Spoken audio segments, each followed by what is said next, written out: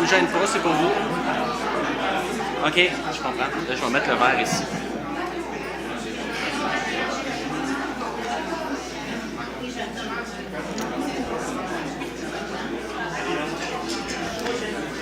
Je vous demanderai votre attention, s'il vous plaît. On va débuter.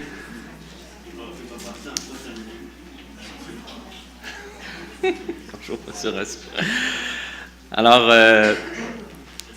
Mesdames, Messieurs les sous-ministres, Madame la vice-présidente, Messieurs, Dames, les membres du Bureau d'audience publique sur l'environnement, Messieurs, Dames, mes distingués partenaires, très chers collègues de travail qui sont là aussi avec nous derrière, et Mesdames, Messieurs, on est réunis aujourd'hui pour dévoiler certains éléments qui vont nous aider à concrétiser la réalisation de notre planification stratégique qu'on a adoptée en mars dernier et par laquelle on s'est donné une vision que vous voyez maintenant à l'écran, être reconnu comme une référence en matière de démocratie participative où chacun a la possibilité de faire la différence au bénéfice d'une vision du développement structurante et durable du Québec. Cette annonce d'aujourd'hui, on l'a fait aussi dans le contexte où dans quelques jours, moins de 3 semaines, le BAP va avoir officiellement 40 ans.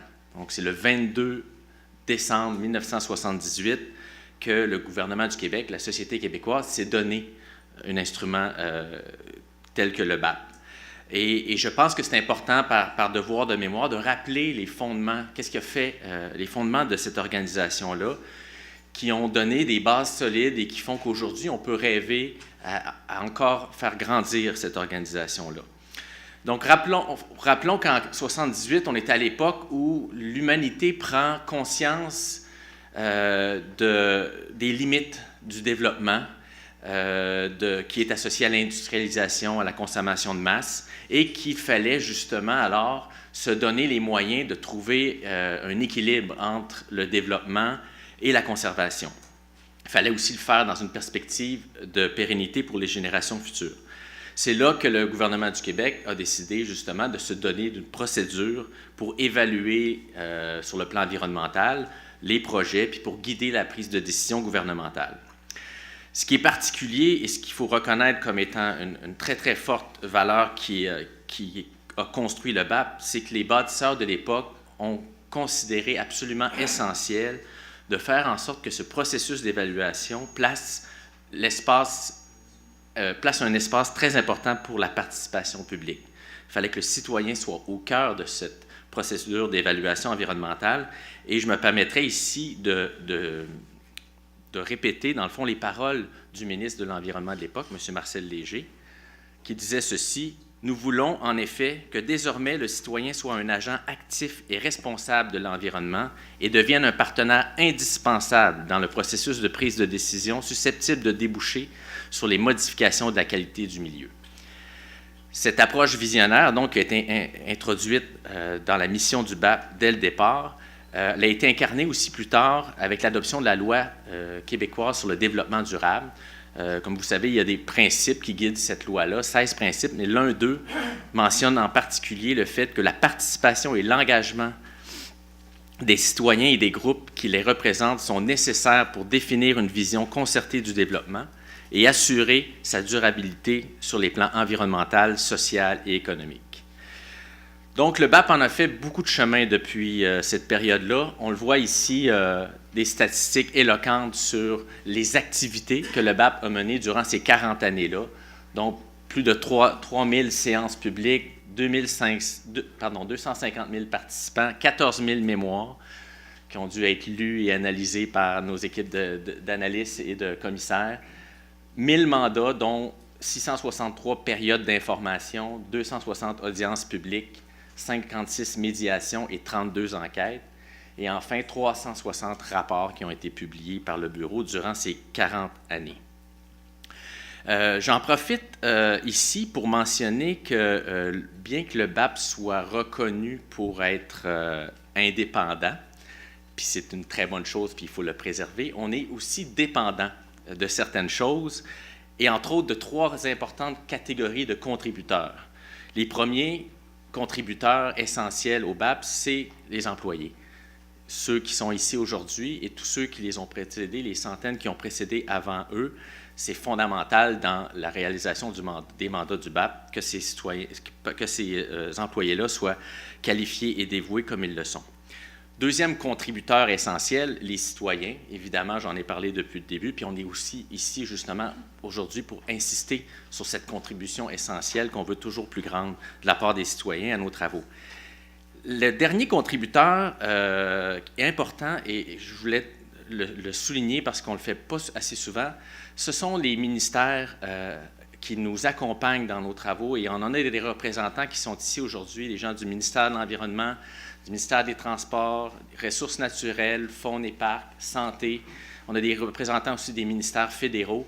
Ces gens-là, à notre demande, à chaque fois qu'on tient des audiences et qu'on a besoin de représentants de ces ministères-là pour venir à nos audiences, pour témoigner, répondre aux questions des citoyens, ils répondent oui, et ça, c'est fondamental. Le citoyen, grâce à eux, a la chance de pouvoir adresser des questions, avoir des bonnes réponses à ces interrogations.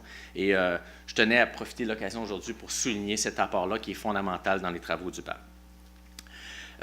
Peut-être aussi pour ajouter à ce survol historique du BAP des 40 dernières années, une des choses qu'il faut aussi souligner, c'est le rayonnement international. On a eu la chance la semaine dernière, d'être reconnu par une association sœur, qui est l'Association québécoise pour l'évaluation d'impact, qui a reconnu justement l'importance du rayonnement du BAP à l'international. Ici, on le voit témoigner à travers les pays avec lesquels le BAP a eu des collaborations, des partenariats, de la coopération. On a accueilli souvent des délégations de ces pays-là. Des pays qui sont, j'irais jusqu'à dire, jaloux d'une organisation comme celle-là. Ils sont très curieux de comprendre son fonctionnement, d'où est l'origine, en quoi elle est utile à la société québécoise.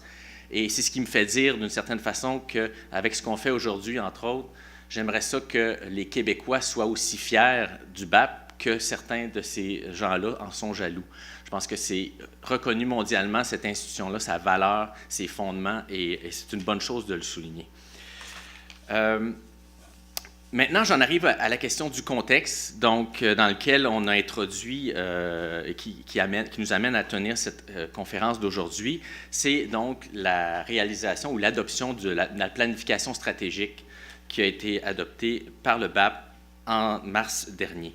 Donc, le contexte est qu'il fallait, donc c'est une obligation gouvernementale, donc tous les ministères et organismes doivent se soumettre à l'exercice d'une planification stratégique. Donc, c'était une obligation, il fallait le faire cette année. Il y avait un contexte favorable dans la mesure où il y avait aussi des changements à la loi sur la qualité de l'environnement qui ont été adoptés l'année précédente, donc qui nous obligeaient d'une certaine façon à s'adapter à cette nouvelle réalité-là, à une nouvelle disposition de la loi. Il y avait, oui, la nomination d'un nouveau président. Moi, ça fait 1 an que je suis là, donc j'arrivais au moment où on s'est donné cette planification stratégique. La vice-présidente aussi, qui est arrivée en cours d'année. Donc, ce contexte-là a été mis en valeur. Puis j'en profite pour souligner la présence ici des 3 autres membres permanents ou membres permanents du bureau, Mme Marie-Hélène Gauthier, M. Denis Bergeron et M. Michel Germain. Merci d'être là. Parmi les autres éléments de contexte qui ont guidé notre réflexion pour la planification stratégique, qui sont plus de nature externe, évidemment la révolution numérique, la transformation des médias et aussi la transition générationnelle, dont le fait que les jeunes, la place qu'ils occupent dans la société évolue, la manière dont ils s'informent. Donc, c'est des choses qu'il fallait tenir compte dans nos travaux. Les enjeux prioritaires donc, qui ont découlé de cet exercice de planification-là, il y en a 3.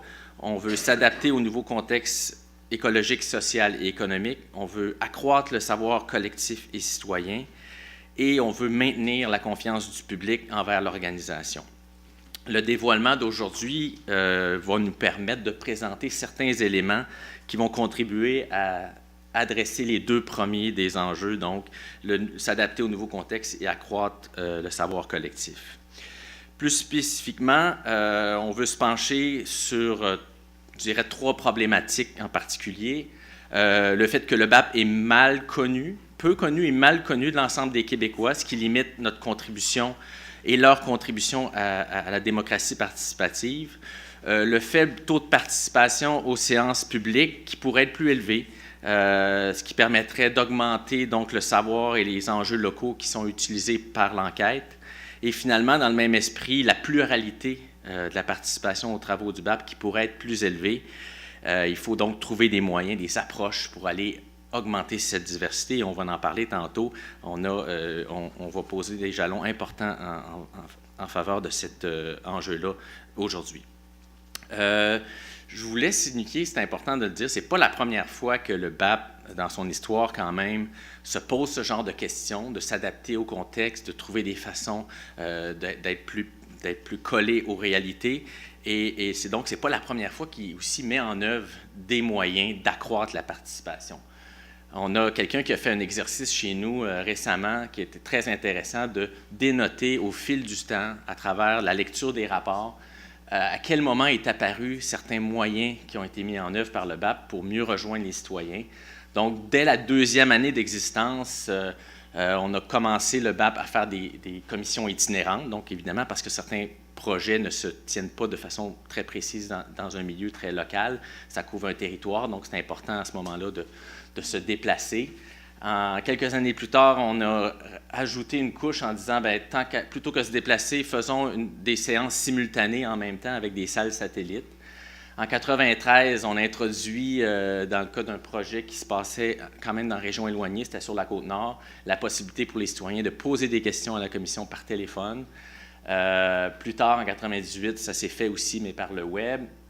Il y a eu de la radiodiffusion, de la télédiffusion par des partenaires externes qui venaient filmer, dans le fond, ou enregistrer et diffuser nos travaux.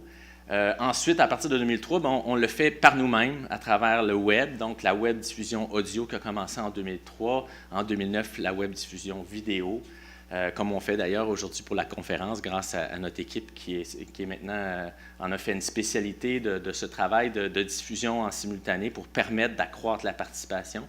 Et c'est important de le noter aussi, le fait qu'il y a 18 commissions qui sont allées spécifiquement en milieu autochtone pendant les travaux pour s'assurer de la contribution en particulier de cette clientèle-là.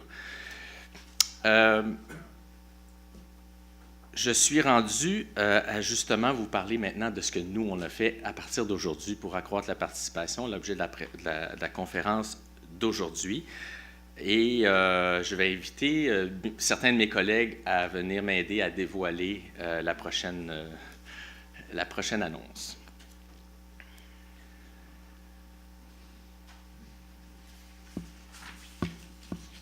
C'est bon? On est prêt? Je vais commencer, moi c'est plus facile. Oui. Alors, c'est la nouvelle signature graphique du BAP.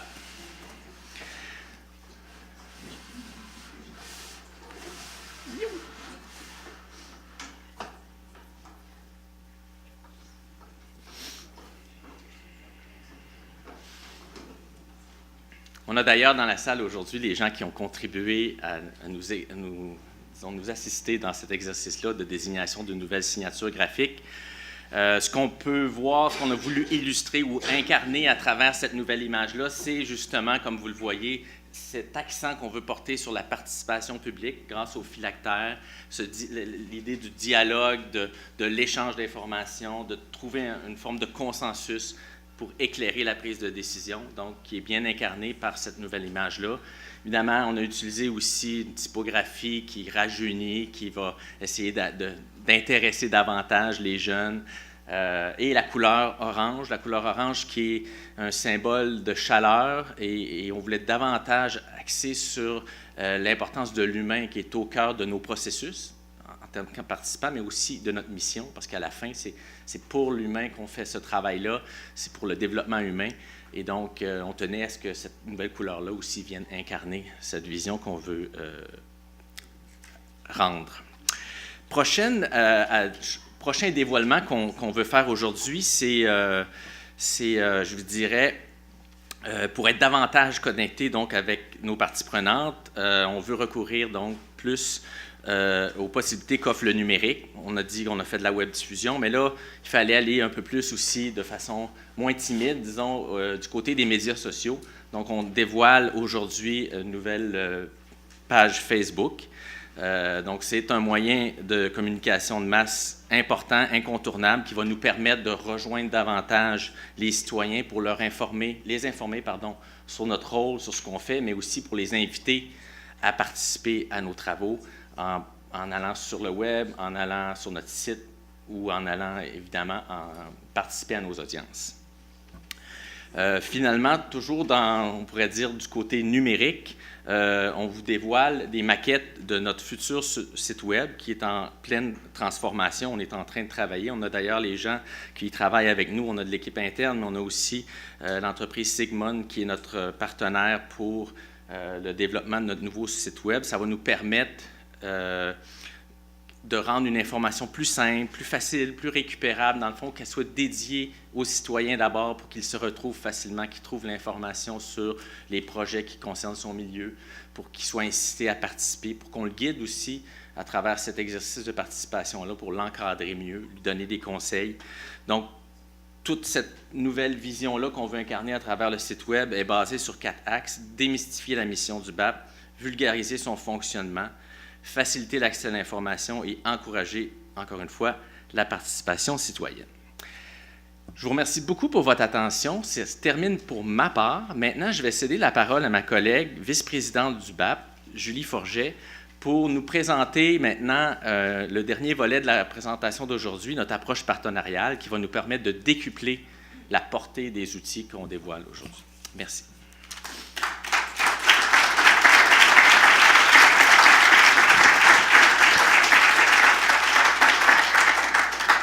Merci Philippe. Voilà, pour incarner cette vision, pour réaliser sa mission et continuer d'être reconnu comme une référence en matière de démocratie participative, le BAP souhaite effectivement s'entourer d'institutions ayant des objectifs communs, dont ceux plus particuliers d'augmenter la participation citoyenne et que celle-ci soit plus représentative.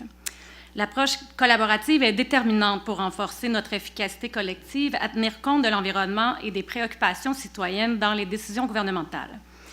Le BAP a identifié plusieurs partenaires avec qui nous collaborerons étroitement dans les mois à venir pour rencontrer nos objectifs de qualité, de rigueur et d'efficience de ce précieux service public. Au Québec, nous sommes en dialogue depuis plusieurs années et encore en ce moment avec l'Office de consultation publique de Montréal qui a su faire rayonner son expertise de participation publique sur les enjeux montréalais. En tant que membre actif, le BAP collabore aussi avec l'Association québécoise pour les évaluations d'impact ainsi que d'autres membres de cette association, dont le COMEX, donc la Commission d'examen de la procédure environnementale de la Convention de la baie James, l'Agence canadienne d'évaluation environnementale, la CEE, ainsi qu'évidemment le ministère de l'Environnement et des luttes au changement climatique. Nous sommes aussi à développer nos collaborations avec les institutions autochtones qui sont intéressées à la démocratie participative et l'évaluation environnementale, dont le Comité consultatif de l'environnement Kativik, le Comité consultatif pour l'environnement de la baie James et l'Institut de développement durable des Premières Nations du Québec et du Labrador. À l'international, quelques institutions sont en dialogue avec nous, nous sommes à préciser ces ententes. Par exemple, les discussions sont en cours avec la Commission nationale du débat public et la Compagnie nationale des commissaires enquêteurs en France. Nous collaborons aussi avec le Secrétariat international de la francophonie pour les évaluations environnementales, le CIFE, l'Organisation internationale de la démocratie participative, l'OIDP, et l'Association internationale des évaluations d'impact. Mais aujourd'hui, nous souhaitons surtout mettre l'accent sur des partenaires québécois qui ont développé des expertises plus particulières à l'éducation, à la participation publique et à la sensibilisation et à l'importance de la pluralité des opinions, ce qui pourrait servir aux travaux du BAP. Ces partenaires nous aideront à mieux comprendre nos défis et mettre en place des méthodes participatives permettant non seulement d'augmenter le nombre de participants aux événements du BAP et la qualité des interventions, mais aussi d'augmenter la représentativité des publics qui viennent poser des questions, émettre des opinions ou soumettre des mémoires dans les travaux du BAP. Ces partenaires joueront donc un rôle important à cet égard et ce partenariat favorisera la convergence et l'impact. Je souhaite maintenant présenter les organisations qui collaboreront avec le BAP. Chacun viendra donc à tour de rôle pour prendre la parole et signer la déclaration d'engagement. Ensuite, nos partenaires gouvernementaux seront aussi invités à prendre la parole.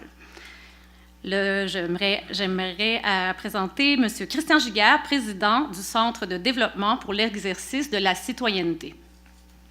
À prendre la parole. Merci. Je te remercie.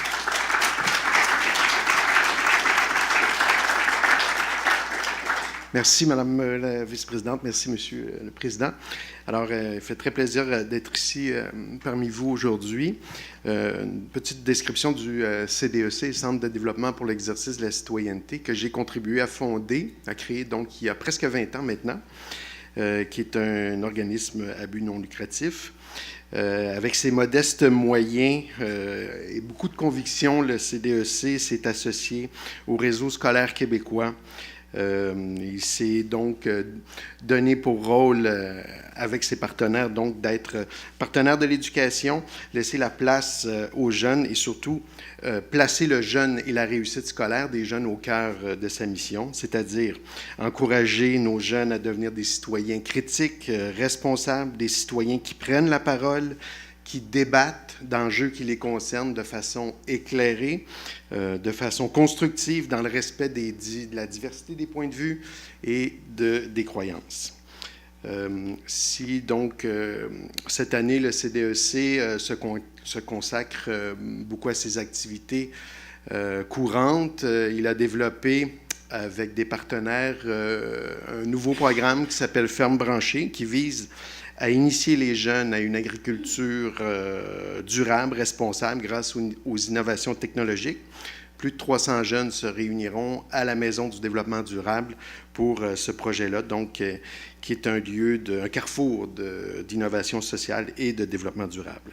Également, ces rendez-vous jeunes citoyens qui visent toujours à rapprocher les jeunes de la métropole et les jeunes de la région, des régions. En s'associant au BAP, donc, et à ses partenaires, le CDEC s'engage aujourd'hui à contribuer et à mettre en place des façons de faire qui encouragent les jeunes, évidemment, à prendre la parole et à donner leur opinion lorsqu'il est question d'enjeux qui les concernent, notamment des enjeux liés à l'environnement et au développement durable. Il souhaite ainsi mettre à contribution son expertise et joindre ses efforts à ceux du BAP, qui visent donc à accroître la participation des jeunes à ces travaux. Merci.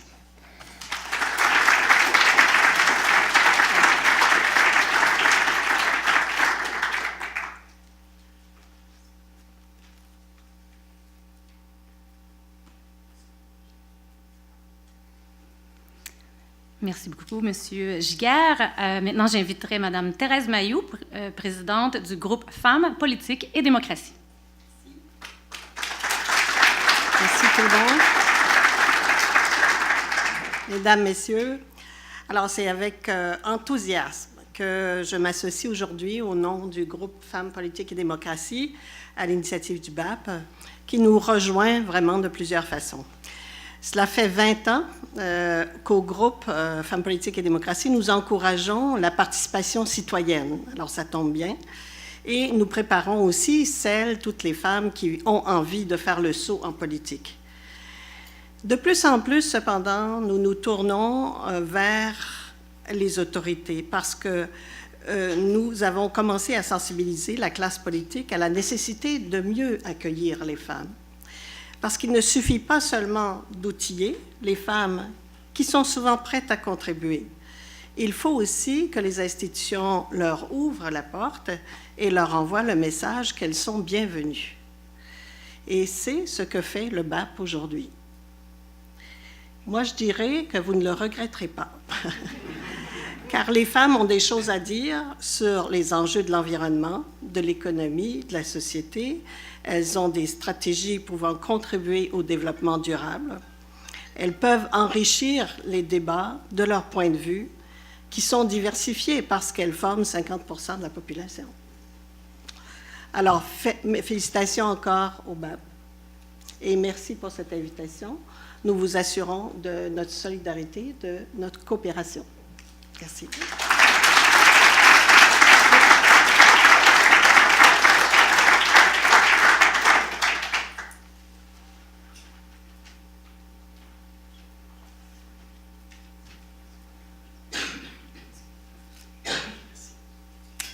Merci, Mme Mailloux. Maintenant, j'inviterai la directrice générale de l'Institut du Nouveau Monde, Julie Caron-Malenfant, à prendre la parole.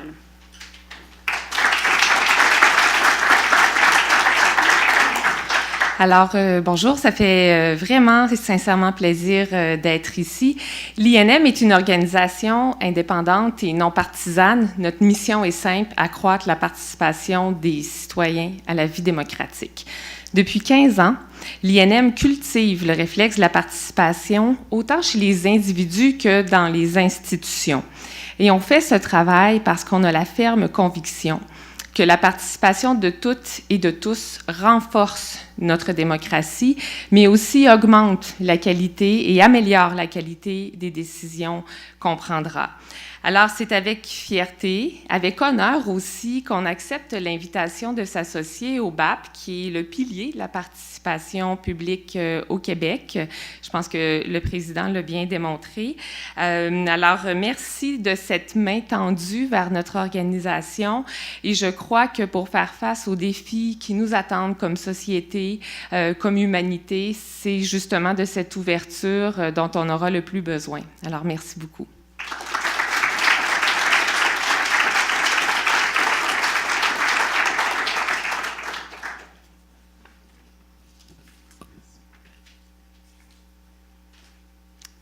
Merci, Mme Caron-Malenfant. J'aimerais maintenant inviter un signataire universitaire de l'Université Laval, Rénal Bergeron, vice-recteur aux affaires externes, internationales et à la santé.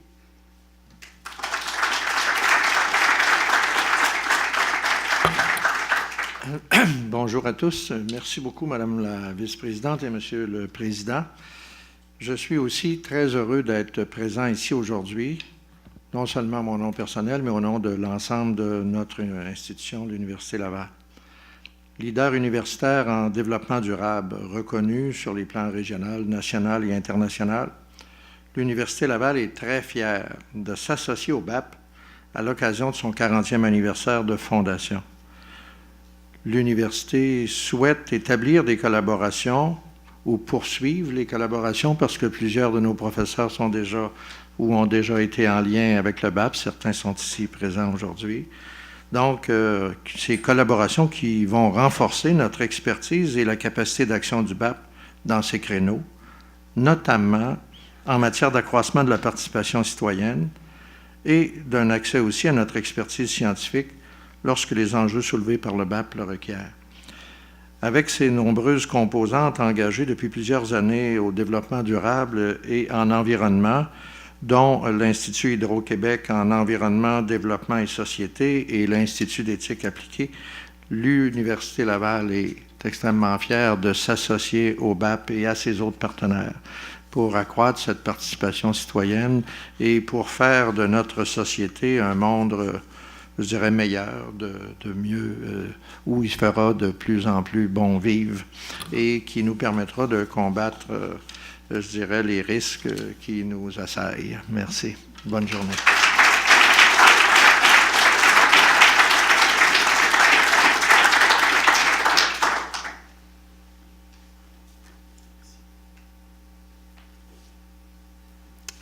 Merci beaucoup, M. Bergeron. Maintenant, nous sommes aussi fiers d'avoir reçu l'appui de taille important dans la démarche que le BAP vous a présentée ce matin du ministère de l'Immigration, de la Diversité et de l'Inclusion, ainsi que le secrétariat à la jeunesse.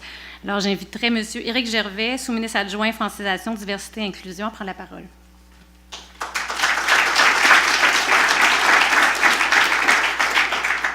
Monsieur le Président, Mesdames, Messieurs, c'est avec beaucoup de plaisir que le ministère de l'Immigration, de la Diversité et de l'Inclusion s'est empressé d'accepter l'invitation du BAP à participer à l'événement d'aujourd'hui.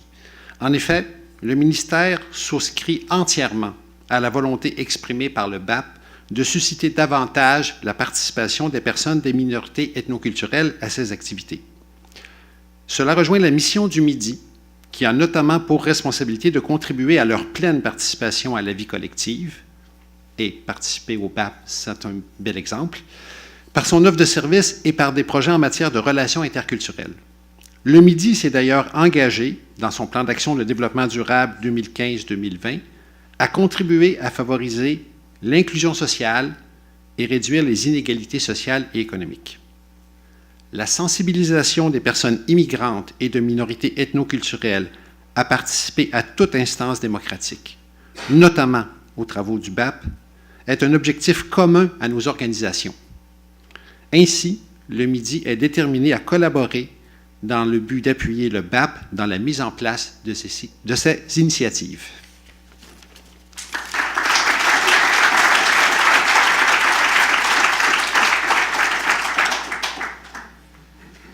Et maintenant, notre tout dernier, le secrétariat à la jeunesse, M. Régent Houle, pour prendre la parole, secrétaire adjoint à la jeunesse.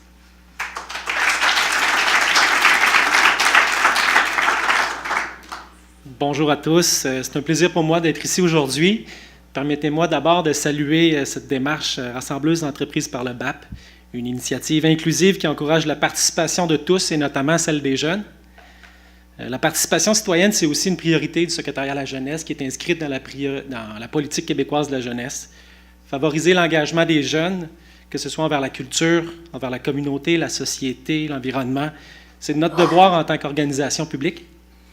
Les jeunes sont interpellés par de nombreux phénomènes planétaires, dont les changements climatiques. Il est d'autant plus important de les consulter et même de travailler avec eux pour bâtir la société de demain. Alors, je suis fier que nous soutenions à travers la stratégie d'action jeunesse des projets qui encouragent la participation citoyenne, l'engagement et la consultation des jeunes de tous acabits. Les jeunes québécois sont dynamiques, informés, ouverts sur le monde. Ils sont le futur, mais surtout, ils sont le présent. Alors, félicitations au BAP et merci pour votre démarche et au plaisir de collaborer avec vous.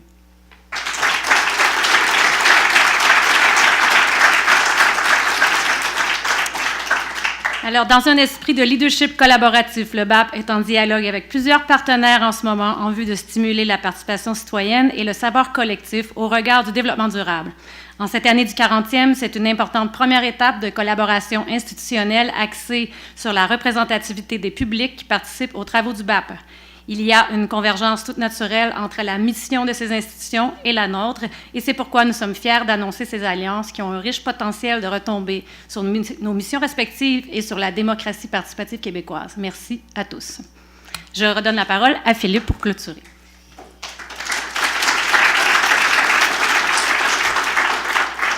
En fait, ça va être très bref. Je vais plutôt maintenant vous demander de participer vous aussi, tout simplement en vous levant. C'est pas plus grave que ça. On va retirer les chaises, puis on va pouvoir ensuite introduire un vin d'honneur pour pouvoir souligner ce 40e-là tous ensemble et célébrer donc les annonces d'aujourd'hui.